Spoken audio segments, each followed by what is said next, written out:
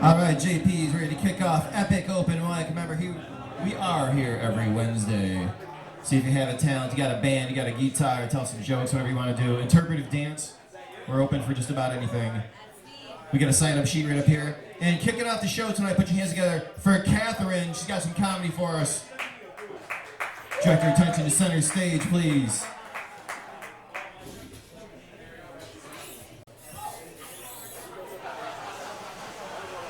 All right, hello JP Brunos, what's going on? So my name's Katherine and I'm here to hopefully make you laugh. Now, here's the thing, I'm gonna be honest, I'm actually really relieved to see each and every one of you here tonight. Because every time before I perform, I actually get really nervous. And I feel like, what if my performance turns out like many of my sexual encounters? What if? And I'm like awkward, uncomfortable, maybe it's a little bit painful. And I'm left feeling really disappointed because only one guy came. And it's my dad. Cool, so you'll laugh at incest jokes. That's good, that's good. I like that, dull roar, that's classy. So to be honest, my dad actually was never a part of my life, and I don't think that really posed too many problems. But it's like that old familiar joke that we've all heard, like a guy walks into a bar, and 27 years later, I'm just waiting for him to walk back out and maybe write my mom a check.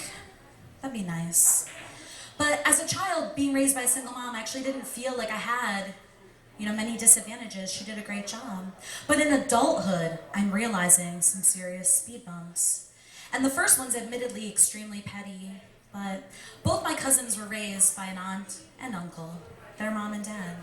And they both went on to perform in ultimate frisbee championships at a national level. But since nobody was around to play catch with me, I feel like the only sport I'm really cut out for is like ultimate boomerang, which isn't even a thing. A girl can dream though. But a girl like me, a more serious speed bump would be the fact that I feel like I can't have casual sex with older men. Because I'm just not trying to have like a surprise family reunion that's cut out perfectly for Pornhub. It's just not what I'm into. So, basically, there's been a lot of famous people who didn't have their dads when they were coming up, and they seem to do all right. The most relatable, I think, would probably be Jesus. And everywhere I look in Saratoga, I see people wearing Birkenstocks, which I think was his startup company, so he seems to be doing all right. He's made a real brand for himself.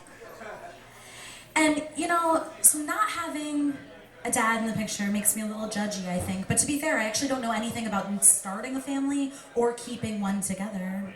I went to a really small high school and I graduated with like 132 pieces of shit. And they all decided to just pretty much marry each other. It was like, oh, the world's filled with infinite possibilities, but screw it, you'll do. And what really is sad is that if gender is a factor for you, that means you took the best out of 66. So we've now reverted back to region scoring standards to pick our spouse. Oh, best out of 66? Yeah, Ashley, you'll do. We're doing this thing. And maybe I'm a little jealous because they're out there like growing their families and buying homes. And I'm just growing closer to type 2 diabetes and drinking alone.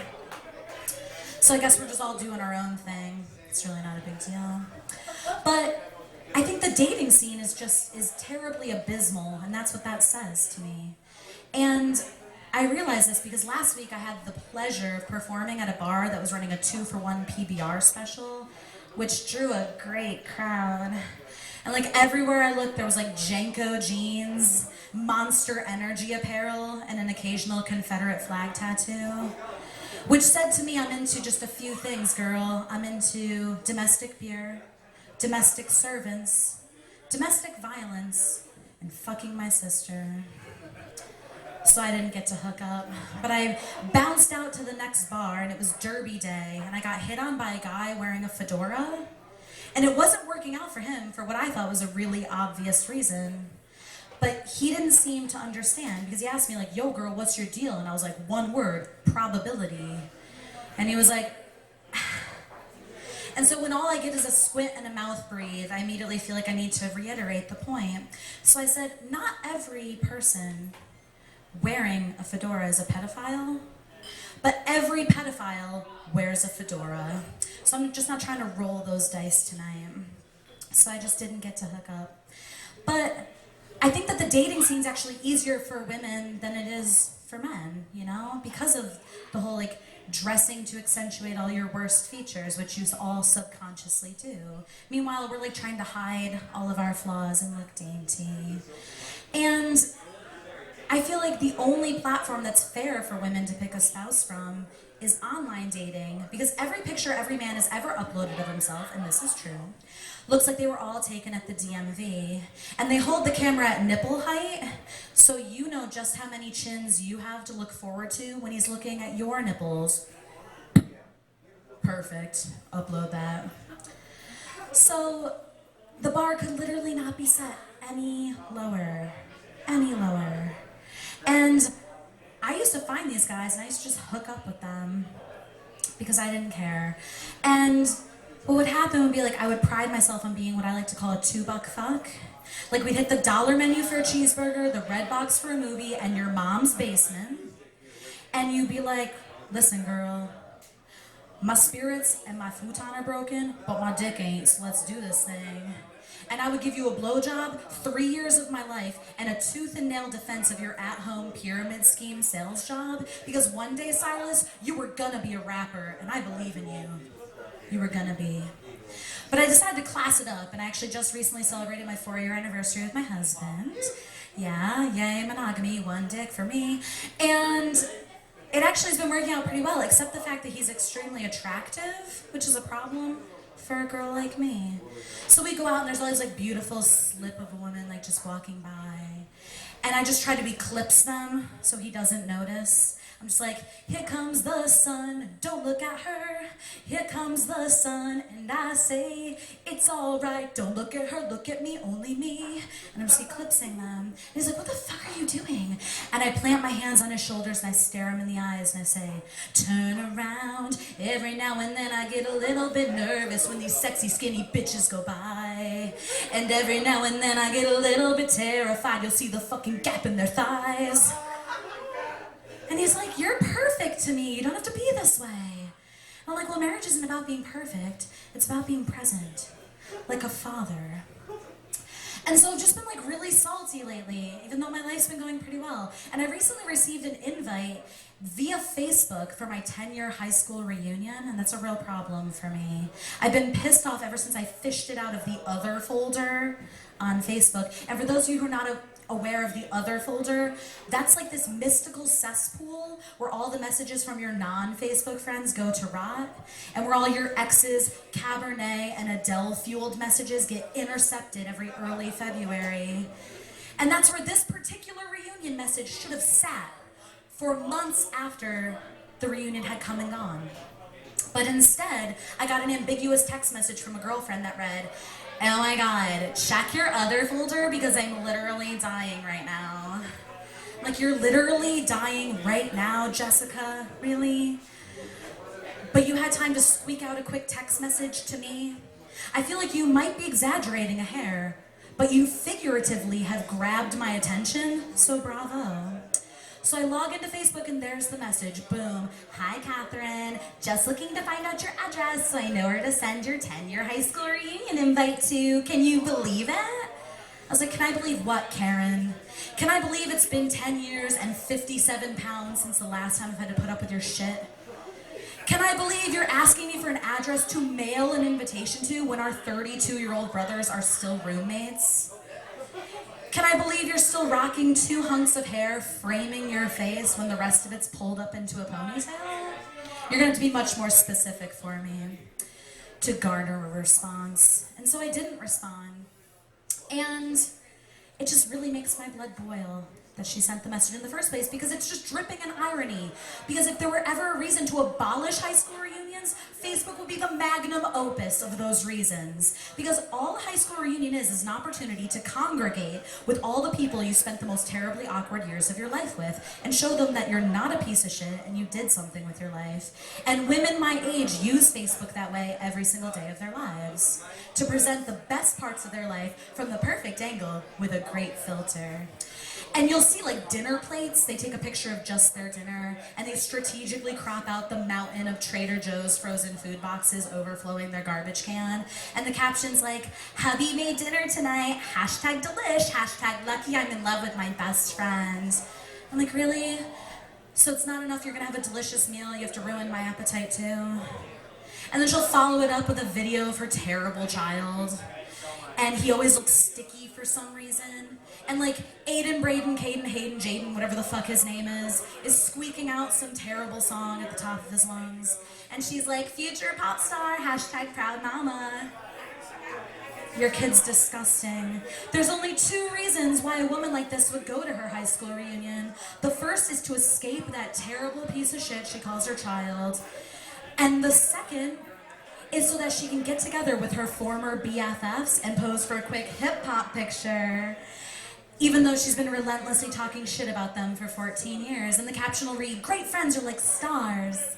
You can't always see them, but they're always there. Hashtag blessed, hashtag reunited, and it feels so good.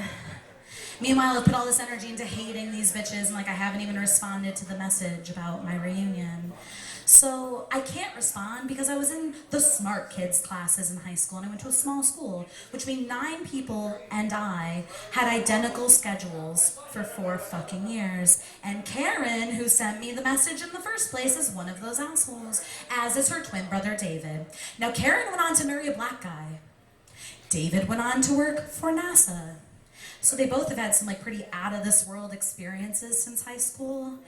And here I am, like frumpy and sweaty, like I'm watching Making a Murderer. And I'm just like, you know what?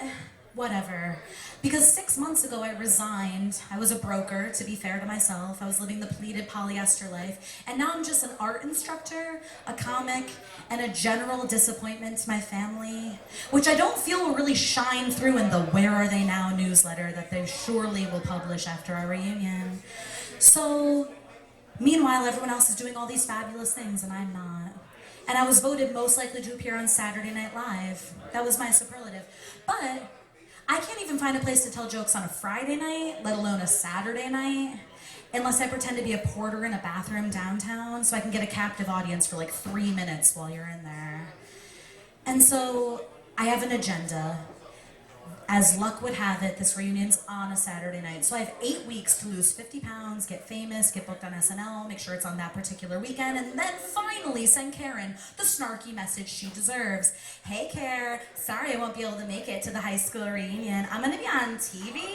It's nothing major, basic cable, NBC, SNL, maybe you've heard of it. But anyway, take lots of pics at the reunion because I'm so gel. Send, you piece of shit. That's the only way she's getting a response from me. Because honestly, I can't reunite with these people. And this is the time where I wish that like a video of me would beam on the wall here doing stand-up for like a room of 6 people like I do every night of the week. And Sarah McLachlan music would beam through the speakers. In the arms of the angels, will you donate $1 to help a local comedian stick it to these assholes she graduated high school with? Call today. But really, those ASPCA commercials are one of the reasons I can't go to the reunion in the first place. Because I don't have children. But people see that I'm married, either because I have a wedding ring, or like no light in my eyes, or skip in my step. Either way. And they're like, so, do you have kids? And I'm like, no kids, just 2 dogs. And they're like, immediately going into how they rescued 32 dogs last month alone. And they're like, but who rescued who, right? Are your babies rescues? They must be rescues. And I'm like, well, I saved them both at... And they cut me off. And then they're like, oh. So then I'm the asshole when I reiterate that I saved them both as the wallpaper on my cell phone. So apparently I'm not getting inducted into sainthood anytime soon because I say stupid shit all the time. And that's why I can't go to my high school reunion. Because I ran into a girl I went to high school with just last week in the grocery store, and there she was with her awful kids, so I avoided her. But of course, it's upstate New York, so only 3 out of 87 registers were open. So there we were. And she started making awkward small talk with me, and then motioned to a bag of kale in her car, and she said, I'm just trying to take the baby weight off. And I was like, for some reason I don't understand, I then slapped my belly and I said, yeah, girl, I feel you. And she was like, oh my God, tell me about your journey, tell me about your children. I was like, oh, baby weight. Yeah, I don't have any kids, I've just been fat since I was a baby. So this just got really awkward. And immediately after I said it, I just wanted to eat my words. But since I don't sugarcoat shit, that didn't sound appetizing. So instead, I grabbed a candy bar and I unwrapped it and just started eating to avoid any further conversation with this piece of shit. So this is why I can't go to my reunion. I cannot reunite with 132 people with an open bar if I can't even handle reuniting with one person near the candy bars. So maybe in another 15 years, Karen, but till then, my name's Katherine. You guys have been great. All right, GPs, one more time for Katherine. Epic open mic continues shortly.